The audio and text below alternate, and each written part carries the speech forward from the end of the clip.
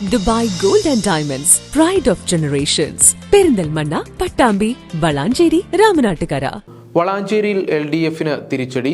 LDF സ്ഥാനാർത്ഥിയുടെ പത്രിക തള്ളി. 29-ാം ഡിവിഷനിലെ LDF സ്ഥാനാർത്ഥി ധന്യ ബാബുരാജിന്റെ പത്രികയാണ് തള്ളിയത്. വളാഞ്ചേരി LDF സ്ഥാനാർത്ഥിയുടെ പത്രിക തള്ളി. 29-ാം ഡിവിഷനിലെ LDF സ്ഥാനാർത്ഥി ധന്യ ബാബുരാജിന്റെ പത്രികയാണ് തള്ളിയത്. ബ്ലോക്ക് പഞ്ചായത്തിലെ താൽക്കാലിക ജോലി രാജിവെക്കാതെയാണ് പത്രിക സമർപ്പിച്ചതെന്ന് ചൂണ്ടിക്കാട്ടിയാണ് പത്രിക തള്ളിയത്. ബ്ലോക്ക് പഞ്ചായത്തിലെ താൽക്കാലിക ജോലി രാജിവെക്കാതെ സമർപ്പിച്ചതിനെ തുടർന്ന് പത്രിക തള്ളിയതിനാൽ വളാഞ്ചേരിയിൽ കടുത്ത തിരിച്ചടിയാണ് LDF നേരിടുന്നത്.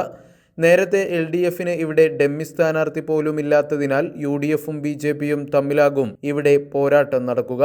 സൂക്ഷ്മ പരിശോധനയുടെ പ്രാഥമിക ഘട്ടത്തിൽ തന്നെ ബ്ലോക്ക് പഞ്ചായത്തിലെ ജോലി രാജിവെക്കാത്തതിനെതിരെ പരാതി ഉയർന്നിരുന്നു. പരിശോധന പൂർത്തിയായതോടെ പത്രിക തള്ളുകയായിരുന്നു.